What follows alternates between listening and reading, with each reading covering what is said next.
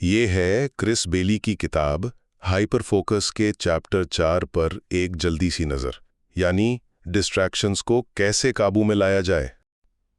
देखें, आजकल ना इतनी डिस्ट्रैक्शंस हैं हर तरफ कि सीरियसली गहराई से फोकस करना काफ़ी मुश्किल हो गया है ना? तो ये चैप्टर इसी मसले से निपटने के लिए कुछ ज़बरदस्त प्रैक्टिकल तरीके बताता है। तो इस चैप्टर से 3 खास बातें ये हैं जो आपके काम आएंगी। पहली बात यह है कि डिस्ट्रैक्शंस को ना पैदा होने से पहले ही ख़त्म करें, मतलब काम शुरू करने से पहले ही अपने एनवायरनमेंट को सेट करें।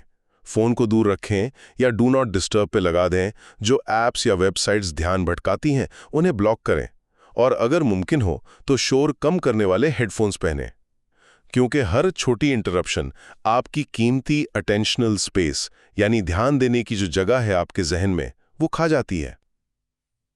दूसरी चीज़, अपने आसपास के माहौल को साफ सुथरा रखें, मतलब आपकी डेस्क भी और आपका कंप्यूटर स्क्रीन भी। जो फिजूल की नोटिफिकेशंस हैं उन्हें बंद कर दें और अपनी काम की जगह को क्लटर फ्री रखें। ये चीज़ें आपके फोकस को इधर-उधर होने से बचाती हैं। और आखिर में एक बहुत ही काम का नुस्खा, अपने जहन को भी डिस्ट्रैक्शन से खाली रखें। अगर काम करते हुए कोई नया ख्याल, कोई काम या कोई परेशानी जहन में आए तो उसे फौरन एक डिस्ट्रैक्शन लिस्ट पर नोट कर लें। इससे होता यह है कि आपकी अटेंशनल स्पेस फौरी तौर पर क्लियर हो जाती है और आप वापस अपने काम पर फोकस कर पाते हैं, ये जानते हुए कि इन चीज़ों को आप बाद में देख सकते हैं। तो बस असल बात यह है कि अपनी तवज्जो पर कंट्रोल हासिल करना और इन डिस्ट्रैक्शंस को एक्टिवली कम करना आपको ज़्यादा गहराई से और बेहतर काम करने में मदद देता है। आज हम क्रिस बेली की किताब हाइपर फोकस के 5वें चैप्टर पर बात कर रहे हैं, जिसका नाम है गहरी तवज्जो को आदत बनाना। तो ये चैप्टर असल में इस बारे में है कि भाई आजकल इतना शोर है, इतनी डिस्ट्रैक्शंस हैं, इसमें हम फोकस को यानी हाइपर फोकस को अपनी रोज़ की आदत कैसे बना सकते हैं, ख़ास तौर पर अपने आसपास के माहौल और अपनी अंदरूनी हालत को कंट्रोल करके। चलिए इसकी 3 खास बातें देखते हैं। पहला, आपको अमल दरामद के इरादे सेट करने हैं। मतलब सिर्फ ये सोचना काफ़ी नहीं कि हाँ यार फोकस करूँगा, नहीं, आपको पहले से डिसाइड करना होगा कि कब और कहाँ आप किसी खास काम पर फोकस करेंगे। जैसे पक्का कर लें कि लंच ब्रेक में जिम जाना ही जाना है। इस तरह के क्लियर प्लान से पता है क्या, आपके काम पूरा करने के चांसेस 2 से 3 गुना बढ़ जाते हैं। दूसरा, एक डिस्ट्रैक्शन फ्री जोन बनाएं। जब भी गहरी तवज्जो वाला काम शुरू करना हो ना, पहले कोशिश करके जितनी हो सके डिस्ट्रैक्शंस को साइड पे कर दें। हो सकता है इसके लिए आप कंप्यूटर पे कुछ ऐप्स यूज करें जो डिस्ट्रैक्शंस ब्लॉक करती हैं। फोन को दूर रख दें या डू नॉट डिस्टर्ब पे लगा दें। अगर शोर हो तो नॉइस कैंसलिंग हेडफोन्स पहन लें। इससे होता यह है कि आपकी काफ़ी सारी मेंटल एनर्जी बच जाती है। और तीसरा, मेडिटेशन और माइंडफुलनेस की प्रैक्टिस करें। माइंडफुलनेस मतलब जो अभी हो रहा है, आपके ख्यालात, आपके एहसासात, उन पर ध्यान देना। इससे आपकी तवज्जो की गुंजाइश यानी इंफॉर्मेशन प्रोसेस करने की जहनी कैपेसिटी बढ़ती है, और जब ये बढ़ती है तो मुश्किल कामों पर फोकस करना आसान हो जाता है, और अगर ध्यान भटक भी जाए तो वापस लाना भी इजी हो जाता है। तो बात सारी ये है कि गहरी तवज्जो को आदत बनाने के लिए आपको कंसिस्टेंटली प्लानिंग करनी होगी, डिस्ट्रैक्शंस को पहले से हैंडल करना होगा और अपने फोकस को ट्रेन करते रहना होगा। खुशामदीद। आज हम एक ऐसी ताकत का जायजा ले रहे हैं जो शायद आज की तेज रफ्तार दुनिया में सबसे ज्यादा कीमती है, यानी गहरी तवज्जो मरकूज करने की सलाहियत। क्रिस बेली अपनी किताब में इसे हाइपर फोकस कहते हैं। जी। हमारे पास जो मवाद है वो उनकी किताब hyper focus the new science of attention, productivity and creativity से लिया गया है। और आज की इस गुफ्तगू का मकसद ये समझना है कि भाई खलफशार के समंदर में हम अपनी तवज्जो को कैसे काबू में ला सकते हैं। बिल्कुल। खास तौर पर हम बाब 3 के मरकजी ख्याल पर बात करेंगे, यानी इरादे, इंटेंशन की गैर मामूली ताकत पर। और ये वाकई एक अहम नुक्ता है। देखें ना, आजकल हम मालूमात और महरुकात की एक मुस्तकिल जलगार में जी रहे हैं। तहकीक ये बताती है कि कंप्यूटर इस्तेमाल करते हुए औसतन हमारी तवज्जो सिर्फ 40 सेकंड तक ही एक चीज़ पर रह पाती है। 40 सेकंड? वाह! ये तो कुछ भी नहीं। जी, सिर्फ 40 सेकंड। ये सूरत हाल हमारी पैदावारी सलाहियत और आप कहें जहनी सुकून, दोनों के लिए एक बहुत बड़ा चैलेंज है। बिल्कुल, 40 सेकंड तो पलक झपकने के बराबर हैं, اور یہ احساس بہت عام ہو گیا ہے نا کہ ہم سارا دن مصروف رہتے ہیں، بھاگ دوڑ کرتے ہیں، لیکن دن کے آخر میں کچھ سمجھ نہیں آتا کہ کیا کیا۔ ایسا لگتا ہے جیسے ہم ایک پہیے میں گھوم رہے ہیں۔ کیا یہ ملٹی ٹاسکنگ کا دھوکہ ہے یا کچھ اور مسئلہ ہے؟ اس میں ملٹی ٹاسکنگ کا دھوکہ تو یقیناً شامل ہے، لیکن ایک بڑا عنصر آٹو پائلٹ موڈ کا بھی ہے۔ کرس بیلی بتاتے ہیں کہ ہمارے تقریباً 40% روزمرہ کے اعمال، سوچیں، فیصلے وہ عادت یا معمول کے تحت ہوتے ہیں۔ اچھا، 40%؟ جی، اب یہ دانت برش کرنے جیسے کاموں کے لیے تو ٹھیک ہے، اس سے ذہنی توانائی بچتی ہے، لیکن جب یہ آٹو پائلٹ ہمارے اہم کاموں اور فیصلوں پر حاوی ہو جائے تو سمجھیں ہم اپنی توجہ کا کنٹرول کھو بیٹھتے ہیں۔ ہم جان بوجھ کر عمل کرنے کے بجائے بس رد عمل دے رہے ہوتے ہیں۔ یعنی ہم اپنی توجہ کو، جو کہ ایک قیمتی چیز ہے، اسے بغیر سوچے سمجھے خرچ کر رہے ہوتے ہیں۔ بالکل بالکل۔ اسے سمجھنے کے لیے توجہ کی گنجائش یا اٹینشنل سپیس کا تصور بہت اہم ہے۔ یہ ہماری ذہنی ورکنگ میموری کی طرح ہے، وہ محدود جگہ جہاں ہم معلومات رکھ سکتے ہیں اور اس پر کام کر سکتے ہیں۔ اور یہ محدود ہوتی ہے؟ حیران کن حد تک محدود۔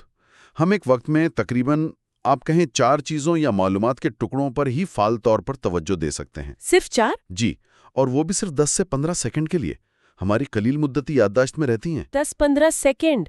تو جب ہم اس چھوٹی سی جگہ کو ای میلز، نوٹیفیکیشنز اور ایک ساتھ کئی کام کرنے کی کوشش سے بھر دیتے ہیں تو پھر کیا ہوتا ہے؟ نتیجہ ظاہر ہے، تباکن ہوتا ہے، ہماری یادداشت کمزور پڑ جاتی ہے، ہم ضروری تفصیلات بھول جاتے ہیں، ہاں یہ تو ہوتا ہے۔ کاموں میں غلطیاں بڑھ جاتی ہیں، اور سب سے بڑھ کر ہمیں اپنے کام بے معنی اور غیر تسلی بخش لگنے لگتے ہیں۔ اور اس پر ایک اور چیز کا اثر ہوتا ہے جسے نیا پن کا تعصب یا نوولٹی بائس کہتے ہیں۔ نیا پن کا تعصب وہ کیا ہے؟ جب ہم ایک کام چھوڑ کر دوسرے کسی نئے کام کی طرف جاتے ہیں تو دماغ میں ڈوپامین کا اخراج ہوتا ہے۔ اس سے ہمیں وقتی طور پر اچھا محسوس ہوتا ہے، ایسا لگتا ہے جیسے ہم زیادہ پروڈکٹیو ہو رہے ہیں۔ اچھا، حالانکہ اصل میں ایسا نہیں ہوتا؟ حالانکہ حقیقت میں ہم شاید کم گہرائی میں کام کر رہے ہوتے ہیں، یہ بس ایک احساس ہوتا ہے۔ تو یہ ایک طرح کا چکر بن گیا۔ خلفشار توجہ کی گنجائش کو بھرتا ہے، جس سے کام کم ہوتا ہے، اور پھر ہم نیا پن تلاش کرتے ہیں جو مزید خلفشار لاتا ہے۔ بالکل۔ اس چکر کو توڑنے کے لیے ہی پھر ہائپر فوکس کا تصور آتا ہے۔ تو یہ ہے کیا؟ بالکل ہائپو فوکس آپ کہہ لیں اس آٹو پائلٹ اور خلفشار کا بالکل الٹ ہے۔ یہ وہ حالت ہے جب آپ اپنی پوری توجہ کی گنجائش کو جان بوجھ کر شعوری طور پر صرف ایک اہم بامقصد کام پر مرکوز کرتے ہیں۔ صرف ایک کام پر؟ جی، صرف ایک۔ اس حالت میں آپ خلفشار کو پوری طرح روکتے ہیں اور اپنی توجہ کو بھٹکنے نہیں دیتے۔ یہ وہ مقام ہے جہاں اصل گہرا کام، ڈیپ ورک ہوتا ہے۔ کتاب میں اس حالت کا تجربہ بڑا دلچسپ بیان کیا گیا ہے۔ ایسا لگتا ہے جیسے وقت بہت تیزی سے گزر رہا ہو، آپ مکمل طور پر کام میں ڈوبے ہوئے ہوں۔ جی۔ اور حیرت کی بات یہ ہے کہ کام مکمل کرنے کے بعد آپ تھکے ہوئے نہیں ہوتے، بلکہ آپ میں توانائی اور ایک تکمیل کا احساس ہوتا ہے۔ بالکل۔ یہ اس مصروف لیکن بے نتیجہ دن سے کتنا مختلف احساس ہے۔ بالکل، اور یہ احساس اس لیے پیدا ہوتا ہے کہ آپ اپنی محدود توجہ کی گنجائش کو سب سے مؤثر طریقے سے استعمال کر رہے ہوتے ہیں۔ آپ نے شعوری طور پر فیصلہ کیا ہوتا ہے کہ اس وقت آپ کے لیے سب سے اہم کیا ہے، اور آپ اپنی تمام ذہنی توانائی اسی ایک نقطے پر لگا رہے ہوتے ہیں۔ یہ انتخاب کہ کس چیز پر توجہ دینی ہے، یہی ہائپر فوکس کی بنیاد ہے۔ یہ انتخاب واقعی بہت اہم لگتا ہے، کیونکہ کرنے کو تو ہمیشہ بہت کچھ ہوتا ہے۔ کتاب میں شاید کاموں کی درجہ بندی بھی کی گئی ہے تاکہ یہ انتخاب آسان ہو۔ بیلی کاموں کو 4 قسموں میں تقسیم کرتے ہیں۔ یہ سمجھنے میں مدد دیتا ہے کہ ہماری توجہ کا اصل حقدار کون سا کام ہے۔ پہلی قسم ہے بامقصد کام، پرپسفل ورک۔ یہ وہ کام ہیں جو نہ صرف پیداواری، پروڈکٹیو ہیں، بلکہ پرکشش بھی ہیں، جن میں ہم ڈوب جانا چاہتے ہیں۔ ٹھیک ہے۔ دوسری قسم ہے ضروری کام، نیسیسری ورک۔ یہ پیداواری تو ہیں لیکن زیادہ پرکشش نہیں ہوتے، جیسے رپورٹس فائل کرنا، بل ادا کرنا، انہیں کرنا پڑتا ہے۔ مجبوری والے کام۔ جی۔ تیسری قسم ہے خلفشار والا کام، ڈسٹریکٹنگ ورک۔ یہ پرکشش تو بہت ہوتے ہیں لیکن بالکل غیر پیداواری، جیسے سوشل میڈیا، غیر ضروری خبریں، بار بار ای میل چیک کرنا۔ یہ سب سے خطرناک ہیں۔ بالکل، یہ ہماری توجہ چراتے ہیں اور چوتھی قسم ہے غیر ضروری کام unnecessary work. یہ نہ پیداواری ہے نہ پرکشش، بس وقت گزاری. تو یہ سمجھنا کہ کوئی کام کس خانے میں ہے ہمیں اپنی توجہ کو جان بوجھ کر بامقصد اور ضروری کاموں کی طرف موڑنے میں مدد دیتا ہے. تو پہلا قدم یہ جاننا ہے کہ کون سا کام واقعی اہم ہے، اور پھر آتا ہے اصل مرحلہ، اس کام کے لیے ارادہ قائم کرنا. یہ ہمیں براہ راست باب 3 کے مرکز تک لے جاتا ہے، یعنی ارادے کی طاقت. یہ ارادہ قائم کرنا آٹو پائلٹ موڈ کو کیسے چیلنج کرتا ہے؟ ارادہ قائم کرنا آپ سمجھیں آٹو پائلٹ کا توڑ ہے. آٹو پائلٹ میں ہم ماحول یا عادت کے غلام ہوتے ہیں، ارادے میں ہم اپنی توجہ کے مالک بن جاتے ہیں. یہ ایک شعوری اعلان ہے کہ اس وقت میری توجہ اس مخصوص کام پر مرکوز ہوگی. یہ آپ کو غیر فعال مسافر سے فعال ڈرائیور بنا دیتا ہے. کتاب اس کے لیے ایک بہت عملی تکنیک بتاتی ہے، 3 کا اصول، رول آف 3. یعنی ہر دن یا ہر ہفتے کے شروع میں صرف وہ 3 سب سے اہم چیزیں چن لیں جنہیں آپ مکمل کرنا چاہتے ہیں. جی بالکل، اس سادگی میں بڑی طاقت ہے. اور یہ صرف کوئی بھی 3 کام نہ ہو؟ نہیں، بالکل نہیں. بیلی اس بات پر زور دیتے ہیں کہ یہ نتیجہ خیز کام ہونے چاہیے. وہ کام جن کا اثر دور رس ہو، جو دوسرے کاموں کو ممکن بنائیں، یا جو آپ کے طویل مدتی اہداف کے لیے اہم ہوں. مثال کے طور پر روز درجنوں ای میلز کا جواب دینا شاید ضروری لگے، لیکن ایک ٹیم ممبر کو ٹریننگ دینا یا ایک اہم پروجیکٹ کا منصوبہ بنانا یہ زیادہ نتیجہ خیز ہو سکتا ہے. یہ فرق سمجھنا بہت ضروری ہے. یہ تو ہوئی دن یا ہفتے کی سطح پر منصوبہ بندی، لیکن جب آپ کام شروع کرنے بیٹھتے ہیں اور ذہن بھٹکنے لگتا ہے، اس وقت ارادے کیسے مدد کرتے ہیں؟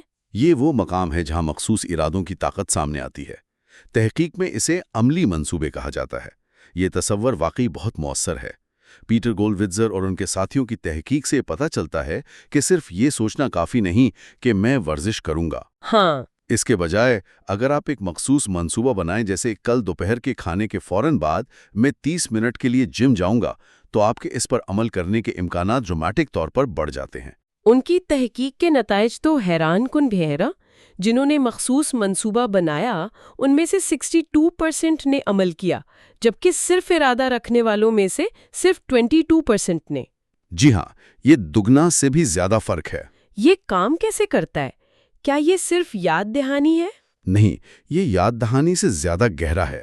جب آپ ایک مخصوص اگر تو منصوبہ بناتے ہیں، اگر ایک صورتحال پیش آئے تو میں وائے کروں گا، تو آپ ماحول میں موجود کسی اشارے کو اپنے مطلوبہ رویے سے جوڑ دیتے ہیں. جب وہ اشارہ آتا ہے، جیسے دوپہر کا کھانا ختم ہونا، تو آپ کا طے شدہ عمل جم جانا تقریباً خود بخود شروع ہو جاتا ہے. اچھا، اس کے لیے کم قوت ارادی اور کم شعوری کوشش درکار ہوتی ہے. آپ نے پہلے سے فیصلہ کر لیا ہے تو موقع آنے پر سوچنا نہیں پڑتا. یہ آٹو پائلٹ کو اپنے مقصد کے لیے استعمال کرنے جیسا ہے. واہ! تو یہ پہلے سے فیصلہ کر کے اپنی ہی ذہنی رکاوٹوں کو کم کرنے کا طریقہ ہے. یہاں واقعی بات دلچسپ ہو جاتی ہے. بالکل. یہ مؤثر طریقے سے ہائپر فوکس کی حالت میں داخل ہونے کا ایک گیٹ وے بن سکتا ہے. بالکل. ایک واضح مخصوص ارادہ آپ کو نہ صرف یہ بتاتا ہے کہ کیا کرنا ہے، بلکہ کب اور کہاں کرنا ہے. یہ غیر یقینی صورتحال کو ختم کرتا ہے اور آپ کو سیدھا کام میں کودنے کی اجازت دیتا ہے. لیکن یاد رہے، یہ تبھی مؤثر ہے جب آپ اس ہدف کے بارے میں واقعی سنجیدہ ہوں. ٹھیک ہے، تو ہم نے ایک نتیجہ خیز کام چن لیا، اس کے لیے ایک مخصوص ارادہ بھی بنا لیا.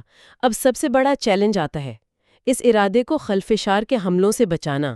خلفشار تو ہر طرف ہیں، فون، لوگ، اپنے ہی خیالات. کتاب اس سے نمٹنے کے لیے کیا کہتی ہے؟ خلفشار کا انتظام ہائپر فوکس کا دوسرا اہم ستون ہے. ارادہ قائم کرنا کافی نہیں، اسے بچانا بھی پڑتا ہے. بنیادی اصول یہ ہے کہ آپ خلفشار کے لیے رکاوٹیں یعنی فرکشن بڑھائیں اور اپنے مطلوبہ کام کے لیے رکاوٹیں کم کریں. رکاوٹیں بڑھائیں خلفشار کے لیے؟ کیسے؟ ہاں، دیکھیں، خلفشار 2 طرح کے ہوتے ہیں: بیرونی شور، نوٹیفیکیشنز، لوگ، اور اندرونی ذہن میں آنے والے خیالات، پریشانیاں، کچھ اور کرنے کی خواہش. ہمیں دونوں سے نپٹنا ہوتا ہے. کتاب میں خلفشار سے پاک موڈ اور کم خلفشار والے موڈ کا بھی ذکر ہے. یہ کیا ہیں؟ خلفشار سے پاک موڈ، ڈسٹریکشن فری موڈ، وہ ہے جب آپ مکمل ہائپو فوکس چاہتے ہیں. اس میں آپ تمام نوٹیفیکیشنز بند کرتے ہیں، فون پہنچ سے دور رکھتے ہیں، شاید دروازہ بند کرتے ہیں یا ہیڈ فون لگاتے ہیں۔ یہ گہرے انفرادی کام کے لیے ہے۔ ٹھیک ہے۔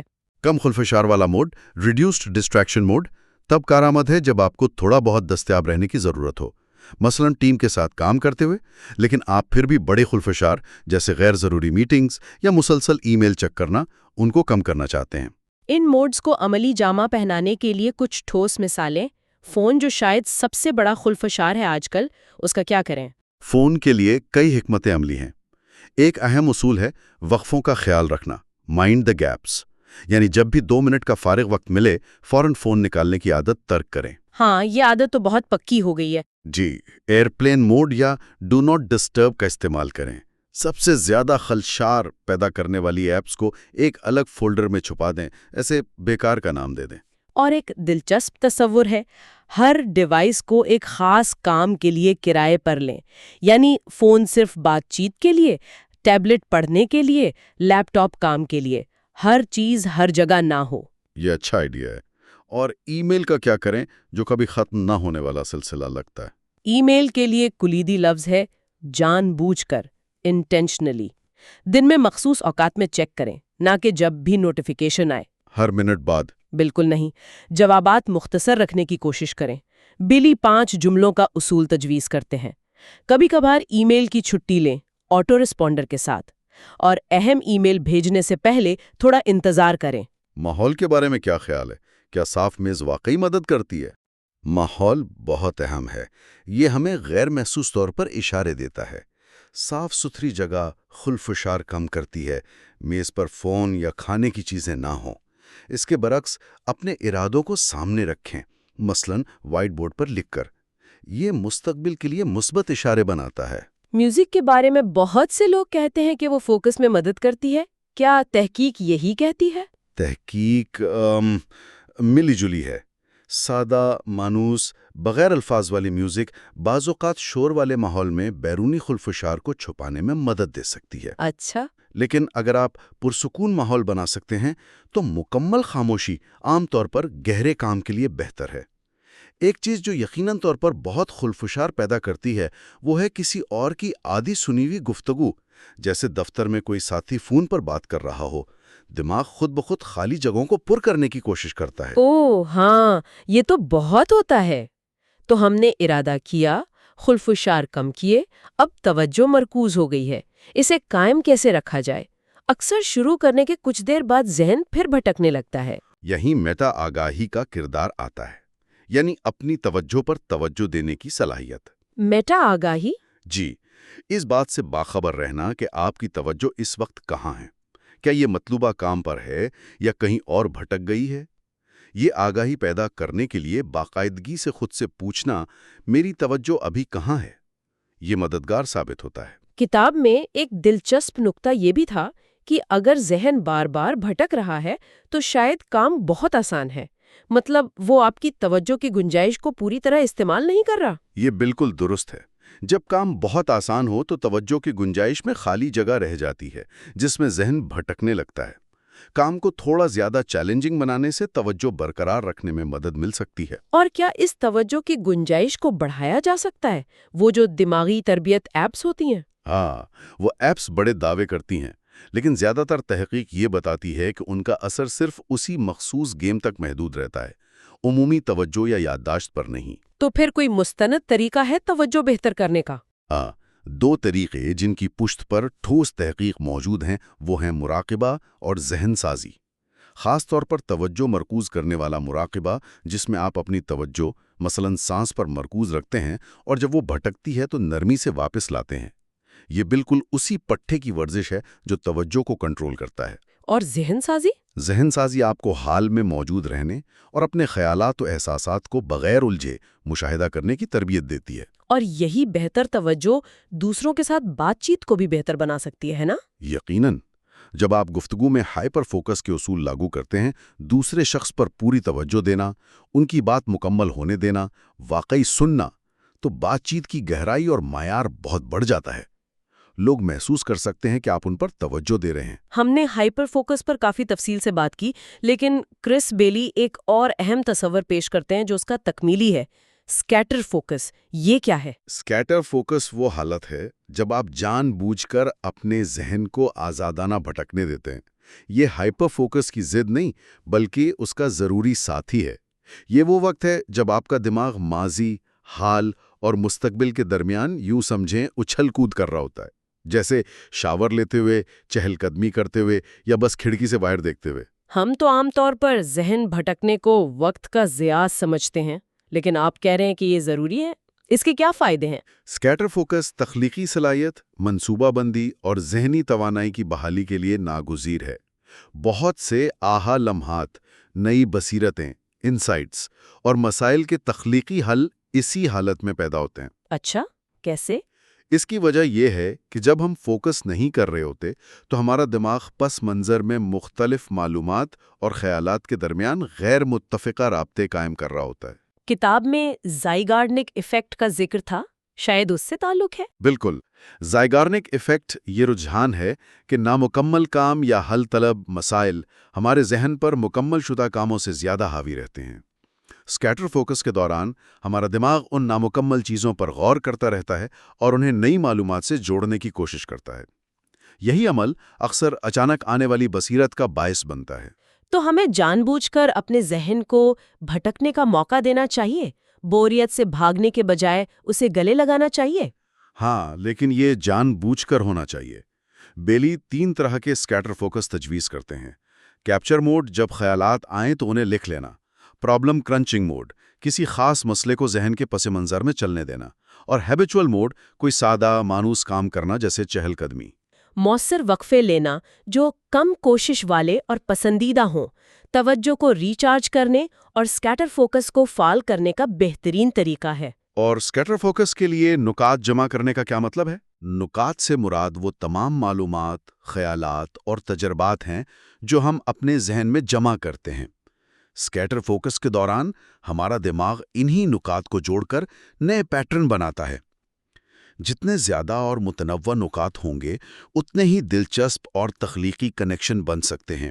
اس لیے یہ اہم ہے کہ ہم معیاری معلومات استعمال کریں، نہ کہ صرف بیکار مواد۔ بہت خوب۔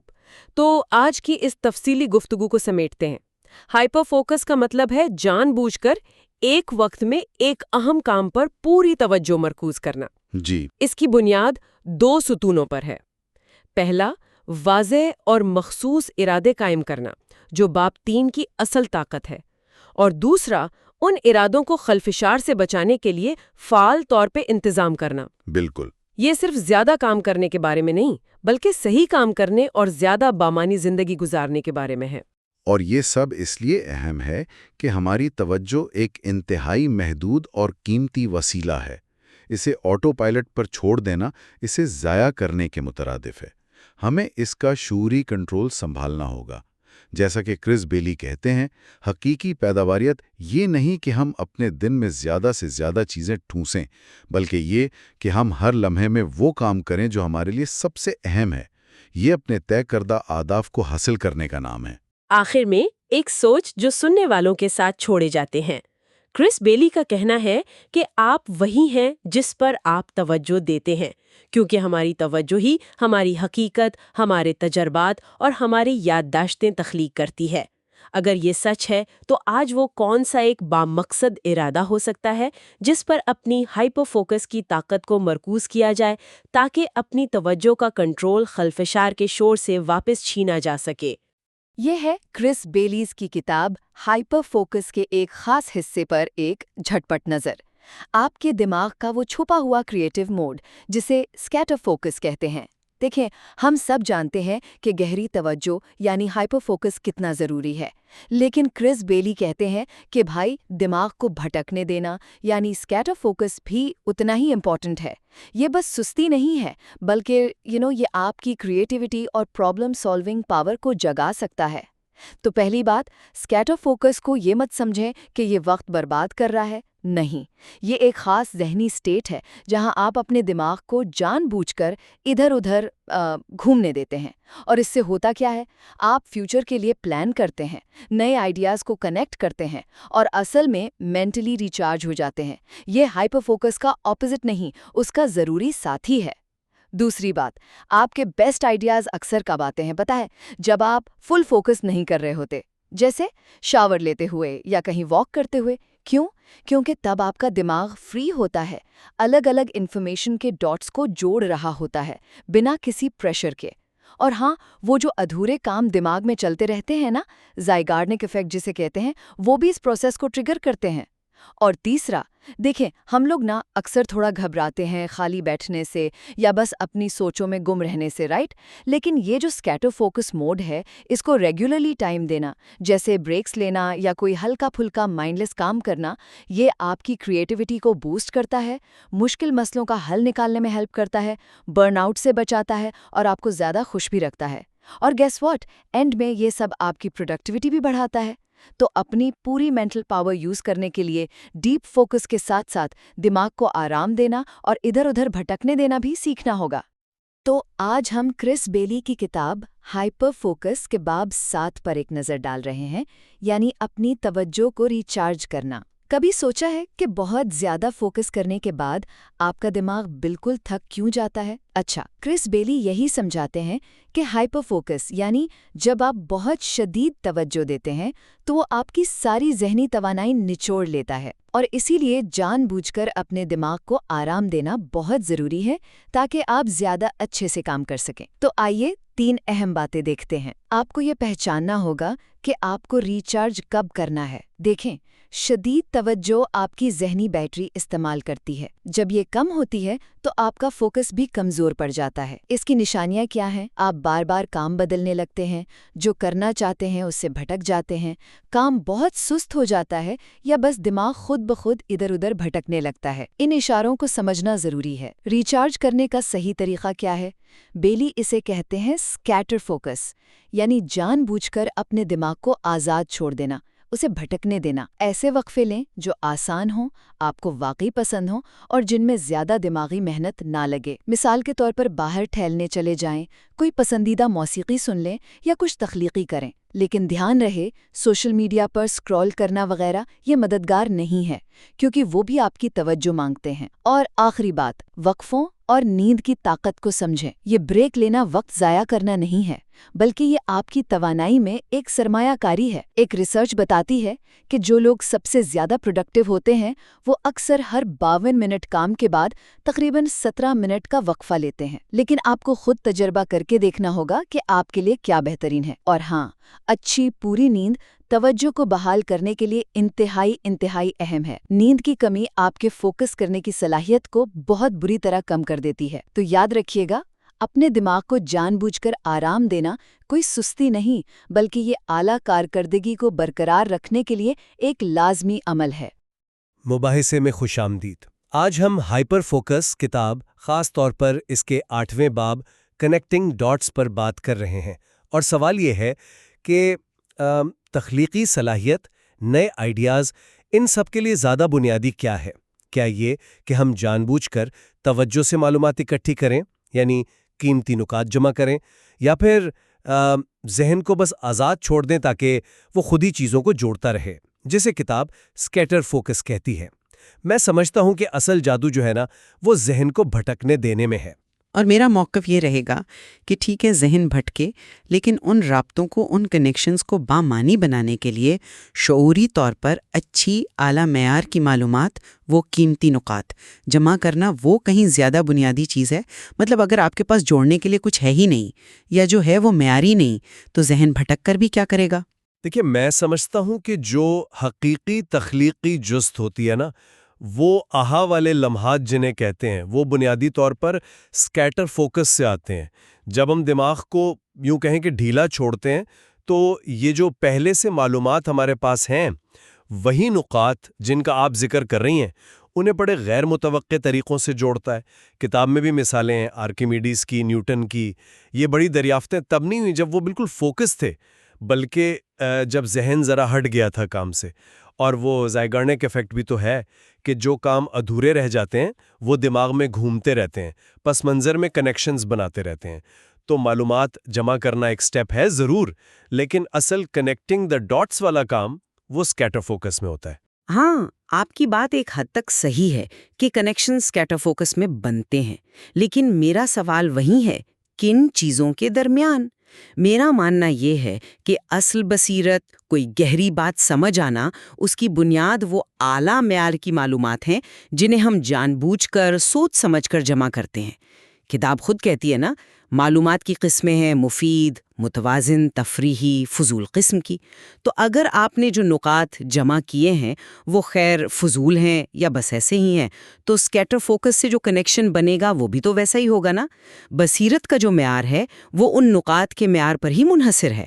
آپ آئنسٹائن یا موزارٹ کو دیکھیں، ان کی جو صلاحیت تھی وہ صرف ذہن بھٹکانے سے تو نہیں آئی نا، وہ ہزاروں گھنٹوں کی گہری محنت، علم کا شعوری حصول یعنی ہائپر فوکس، اس سے جو بنیاد بنی اس پر تھی۔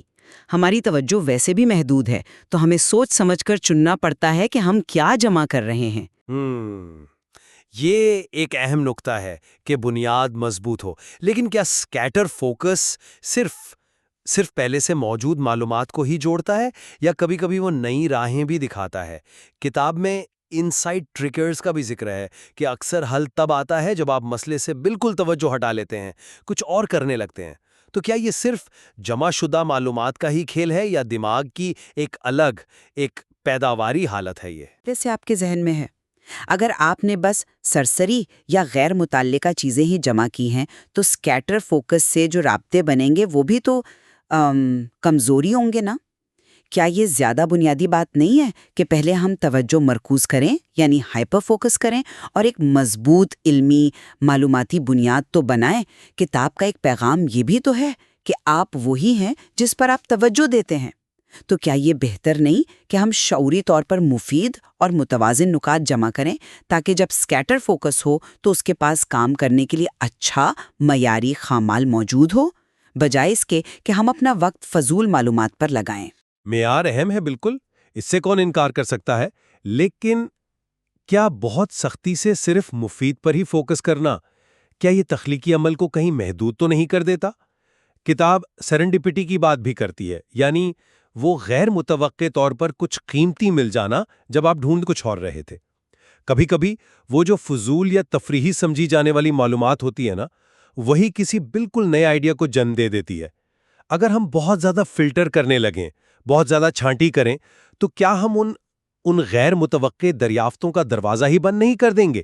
کیا دماغ کو تھوڑا کھیلنے کے لیے مختلف قسم کے نکات کی ضرورت نہیں ہوتی؟ کھیلنے کی آزادی ضروری ہے، ہاں، لیکن شاید بے لگام نہیں۔ دیکھیں، آئنسٹائن وائلن بجا کر ذہن کو بھٹکاتے تھے، یہ بالکل ٹھیک ہے، لیکن یہ تبھی مؤثر تھا جب ان کے ذہن میں فزکس کے وہ پیچیدہ مسائل اور علم کا وہ بڑا ذخیرہ پہلے سے موجود تھا۔ وہ ہزاروں گھنٹے کی گہری سوچ یعنی ہائپر فوکس کے بعد آنے والا ایک وقفہ تھا۔ صرف ذہن بھٹکانے سے تو کوئی آئنسٹائن نہیں بن جاتا نا۔ کتاب میں مہارت یعنی ایکسپرٹیز حاصل کرنے کے لیے جو دانستہ مشق، ڈیلیبریٹ پریکٹس چاہیے، اس پر بھی تو کافی زور ہے۔ تو میرا موقف ابھی بھی یہی ہے کہ پہلے شعوری طور پر محنت سے قیمتی نکات کا ایک مضبوط نیٹ ورک بنانا پڑتا ہے، پھر اسکیٹر فوکس اس نیٹ ورک کے اندر نئے راستے، نئے کنیکشنز تلاش کر سکتا ہے۔ تو بنیاد یعنی معیاری معلومات کا حصول وہ پہلا اور زیادہ اہم قدم ہے۔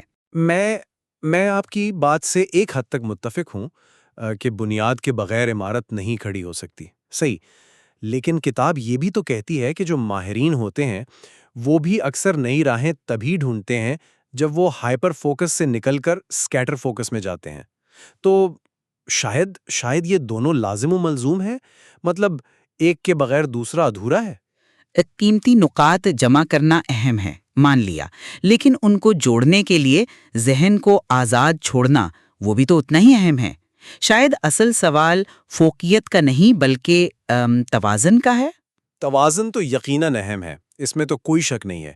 میرا بنیادی نقطہ صرف یہ ہے کہ تخلیقی عمل کی جو شروعات ہے، جو بنیاد ہے، وہ شعوری طور پر اعلیٰ معیار کے نکات جمع کرنے سے ہوتی ہے۔ اسکیٹر فوکس اس بنیاد پر کام کرتا ہے، وہ اسے تخلیق نہیں کرتا۔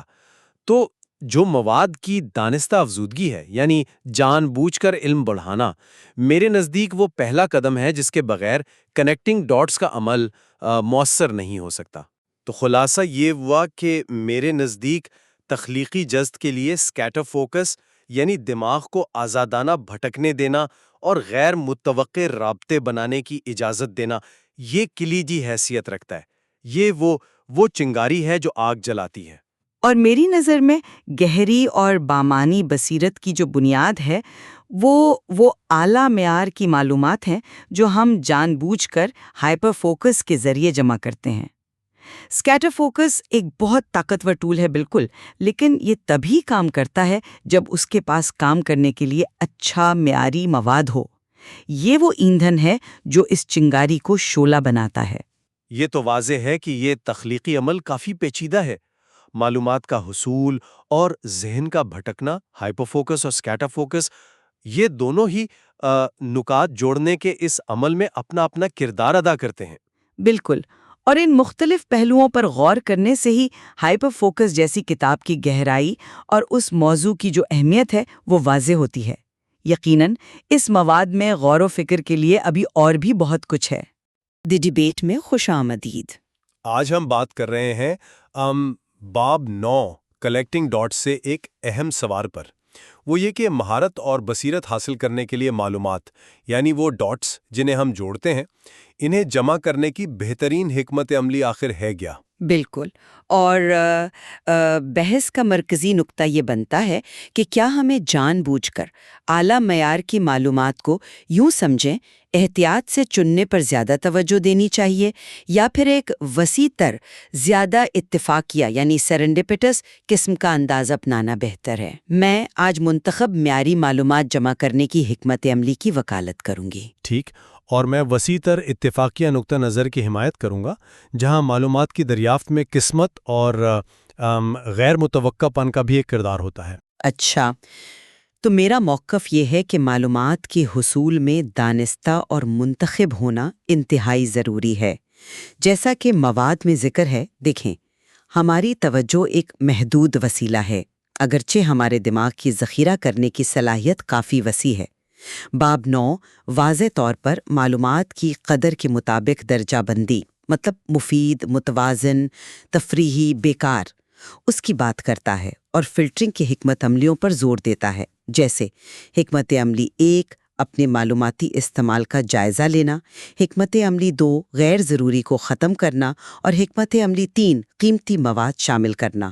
خاص طور پر حکمت عملی 10 یعنی اپنی مہارت کے شعبوں پر توجہ مرکوز کرنا، یہ گہری سمجھ بوجھ اور بہتر ڈاٹ کنیکشنز کے لیے ناگزیر ہے۔ مقدار پر معیار کو ترجیح دینا نہ صرف ہماری محدود توجہ کا بہترین استعمال ہے، بلکہ یہ مضبوط اور بامعنی بصیرت کی بنیاد بھی فراہم کرتا ہے۔ میں معیار کی اہمیت سے انکار نہیں کر رہا، لیکن میرا استدلال یہ ہے کہ معلومات جمع کرنے میں وسعت اور اتفاقیہ پن یعنی سرنڈیپٹی کو نظر انداز نہیں کیا جا سکتا۔ باب 9 خود تخلیقی صلاحیت کو کیسے بیان کرتا ہے؟ مختلف نوٹ ڈاٹس کو نئے اور انوکھے طریقوں سے جوڑنے کے طور پر ہے نا؟ تو حقیقی کامیابیاں اکثر ایسی معلومات کو جوڑنے سے حاصل ہوتی ہیں جو بظاہر غیر متعلقہ یا یوں کہیں کم مفید لگتی ہیں۔ باب 9 کی حکمت عملی 9 سرنڈیپٹی میں سرمایہ کاری، مطلب غیر متوقع طور پر قیمتی معلومات دریافت کرنے کے موقع پیدا کرنا، اسی نقطے پر تو زور دیتی ہے۔ اسی طرح باب 8 میں انسائٹ ٹریگرز کا تصور، یعنی وہ معلومات جو اچانک کسی نئی سمجھ کو جنم دیتی ہیں، وہ اکثر غیر متوقع ذرائع سے آتی ہیں۔ تو سوال یہ ہے کہ اگر ہم بہت سختی سے فلٹر کریں گے تو کیا ہم ان مختلف نوٹ ڈاٹس تک رسائی کو محدود نہیں کر دیں گے جو تخلیقی سوچ اور نئی بصیرت کے لیے ضروری ہیں؟ ایک بھرپور اور متنوع معلوماتی ماحول اتفاقی دریافتوں کے امکانات کے ساتھ وہ زیادہ زرخیز ثابت ہو سکتا ہے۔ میں آپ کی نقطے کی قدر کرتی ہوں، خاص طور پر تخلیقی صلاحیت کے حوالے سے، لیکن ذرا عملی پہلو پر واپس آتے ہیں۔ باب 9 میں بتائی گئی توجہ کی محدودیت کے پیش نظر کیا یہ وسیع اور غیر مرکوز جمع کاری غیر مؤثر نہیں ہو جاتی؟ اگر ہم ہر قسم کی معلومات بشمول کم قیمت والے ڈاٹس جمع کرتے رہیں تو کیا ہم اپنی قیمتی توجہ کو غیر ضروری شور میں ضائع کرنے کا خطرہ مول نہیں لے رہے؟ باب 9 کی معلومات کی قدر کی درجہ بندی کا مقصد ہی یہی ہے کہ ہم اپنی کوششوں کو وہاں مرکوز کریں جہاں سے سب سے زیادہ فائدہ متوقع ہو۔ کیا اتفاقیہ پن کی تلاش میں معیار اور مطابقت کو قربان کرنا، کیا یہ دانشمندی ہے؟ یہ ایک اہم نکتہ ہے، لیکن میں اسے دوسرے زاویے سے دیکھتا ہوں۔ کیا آپ نہیں سمجھتیں کہ بہت زیادہ سخت فلٹرنگ ہمیں ایک فکری گونج کے خانے یعنی ایکو چیمبر میں قید کر سکتی ہے؟ اگر ہم صرف وہی معلومات حاصل کریں جو ہمارے موجودہ علم اور مہارت کے شعبوں سے براہ راست متعلق ہوں، تو ہم ان مختلف نوعیت کنیکشنز، ڈسپریٹ کنیکشنز کو کیسے دریافت کریں گے جنہیں باب 9 تخلیقی پیش رفت کے لیے کلیدی قرار دیتا ہے؟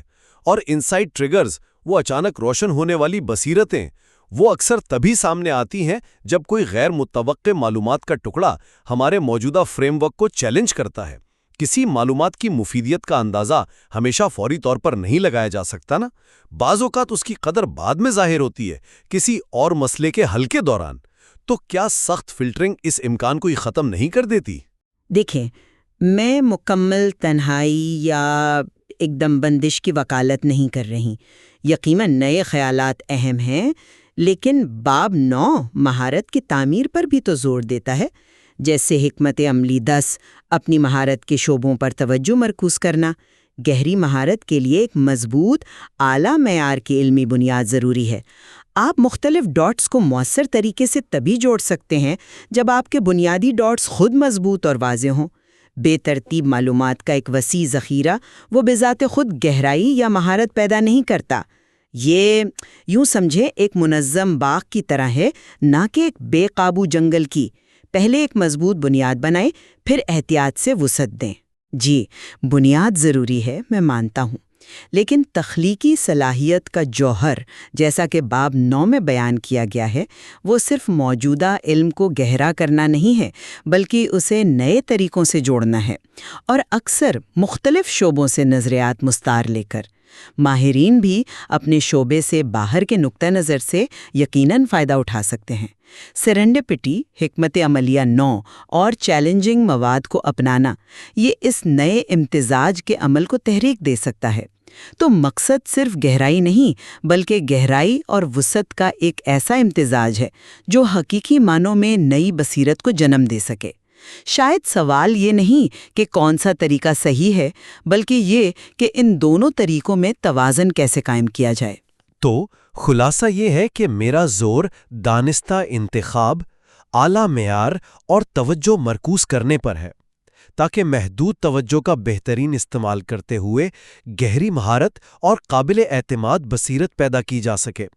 یہ باب 9 کی فلٹرنگ اور فوکس کی حکمت عملیوں سے مطابقت رکھتا ہے، جبکہ میرا موقف یہ ہے کہ معیار کے ساتھ ساتھ معلومات کے حصول میں وسعت اور اتفاقیہ پن کے لیے گنجائش رکھنا بھی اتنا ہی اہم ہے، کیونکہ باب 9 کے مطابق تخلیقی کامیابیاں اور اہم بصیرتیں اکثر مختلف نوع اور غیر متوقع معلومات کے ملاپ سے جنم لیتی ہیں۔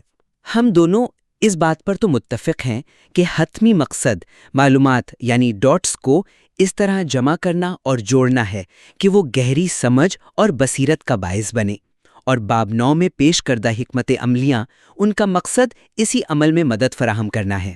بالکل، اور یہ غور کرنا واقعی اہم ہے کہ ہم معلومات کیسے حاصل کرتے ہیں اور استعمال کرتے ہیں، کیونکہ یہ براہ راست ہماری سوچ، ہماری تخلیقی صلاحیت اور مہارت پر اثر انداز ہوتا ہے۔ فراہم کردہ مواد، خاص طور پر باب 9، ان حکمت عملیوں اور ان کے ممکنہ نتائج کو سمجھنے کے لیے ایک بہترین نقطہ آغاز ہے۔ آج کی گفتگو یہیں تک۔ حتمی نتیجہ اخذ کرنا آپ پر منحصر ہے۔